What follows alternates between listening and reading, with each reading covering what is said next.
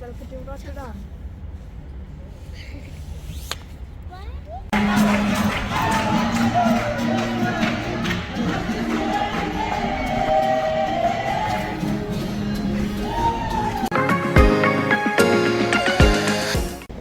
നെതർലാൻഡ്സിലെ Amsterdam കഴിഞ്ഞാൽ രണ്ടാമത്തെ വലിയ സിറ്റിയായ റോട്ടർഡാമിനെ കുറിച്ചാണ് ഈ ചെറിയ വീഡിയോ.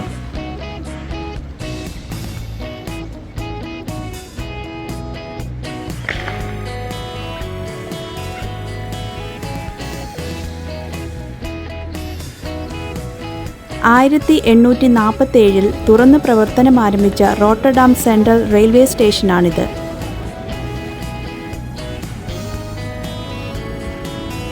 വളരെ കുറ്റുമറ്റതും ഏകദേശം 3233 കിലോമീറ്റർ നീണ്ടുകിടക്കുന്ന നെതർലാൻഡ്സിലെ റെയിൽവേ നെറ്റ്വർക്കിലെ പ്രധാന സ്റ്റേഷൻ തന്നെയാണ് റോട്ടർഡാമിലെ ഈ സെൻട്രൽ സ്റ്റേഷൻ. ഉൾപ്പെടെ യൂറോപ്പിലെ പല രാജ്യങ്ങളിലേക്കും ഇവിടെ നിന്ന് പോകാൻ സാധിക്കും. റോട്ടർഡാമിൻ്റെ ചരിത്രം 1270 തുടങ്ങിയതാണ്. റോട്ട എന്ന നദിയിൽ ഒരു ഡാമുണ്ടാക്കി ക്രമേണ അതൊരു പട്ടണമായി രൂപാന്തരപ്പെട്ട് 1340 അത് ഒരു പട്ടണമായി പ്രഖ്യാപിക്കപ്പെട്ടു. അതാണ് ഈ റോട്ടർഡാം.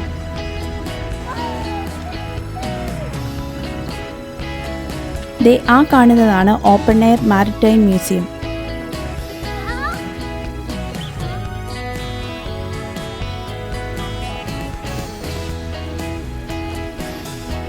പണ്ട് കാലത്ത് ചരക്ക് ഗതാഗതം നടത്തിയ പലതരം കപ്പലുകളും മറ്റും ഇവിടെ നമുക്ക് കാണാം.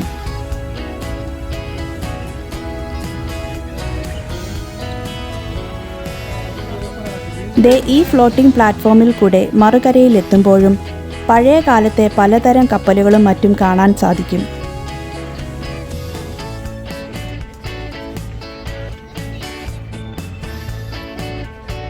ആംസ്റ്റർഡാമിലെ പോലെ തന്നെ വളരെയധികം കനാൽ നെറ്റ്വർക്കുകളുള്ള ഒരു സിറ്റിയാണ് റോട്ടർഡാം.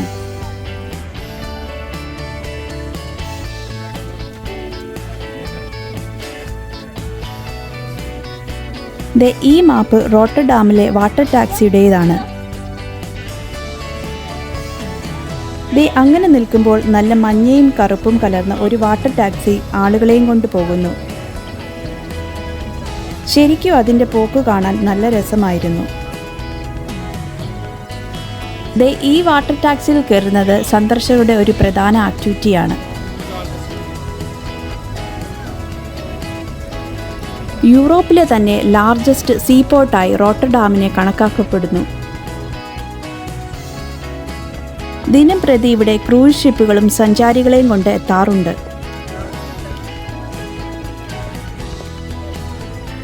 മാർത്തൽ എന്ന ഡച്ച് ഭാഷയിൽ പറയുന്ന ഒരു ഫുഡ് മാർക്കറ്റാണിത്. 2014 ഒക്ടോബറിലാണ് ഇത് ആദ്യമായി ഓപ്പൺ ചെയ്തത്.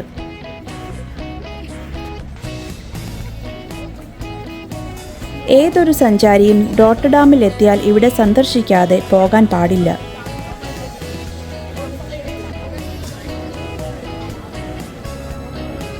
ഇതിനുള്ളിലേക്ക് കയറിയാൽ തന്നെ കണ്ടംപററി സ്റ്റൈലിലുള്ള സീലിംഗിലേക്കായിരിക്കും നമ്മുടെ നോട്ടം പോകുക. ഹോൺ ഓഫ് പ്ലെന്റി എന്നാണ് ഈ ആർട്ട് വർക്കിൻ്റെ പേര്. ആർണോ കോനൻ, ഐറിസ് റോസ്കാം എന്ന 2 ആർട്ടിസ്റ്റുകളാണ് ഈ പെയിൻറ്റിംഗ് ഡിസൈൻ ചെയ്തത്. താഴെയാകട്ടെ പല വെറൈറ്റി ഫുഡ് സ്റ്റോളുകളുമുണ്ട്. ലോ ബഡ്ജറ്റിൽ തന്നെ നമുക്ക് അതൊക്കെ എൻജോയ് ചെയ്യാൻ പറ്റും.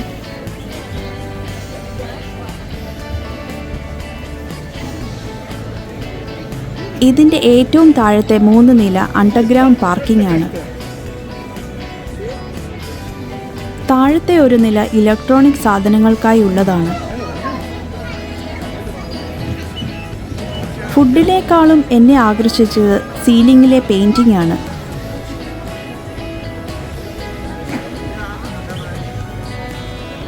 നല്ല ഒന്നാന്തരം സ്പൈസസും നമുക്കിവിടെ മാർക്കറ്റിൽ കിട്ടും.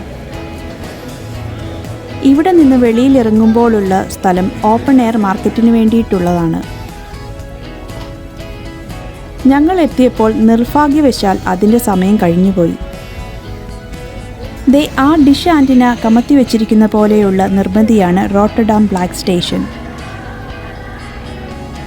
അതിനപ്പുറത്തായി പിയറ്റ് ബ്ലോം എന്ന ആർക്കിടെക്റ്റ് ഡിസൈൻ ചെയ്ത ലോകപ്രശസ്തമായ റോട്ടർഡാമിലെ ക്യൂബ് ഹൗസുകളാണ്.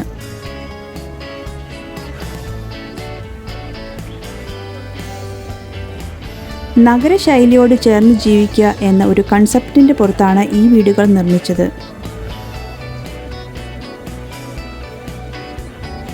മഞ്ഞയും വെള്ളയും പെയിൻറ്റുകളുള്ള ഈ വീടുകൾ ഇന്ന് നെതർലാൻഡ്സിൻ്റെ തന്നെ ഐക്കോണായി മാറിക്കഴിഞ്ഞിരിക്കുന്നു.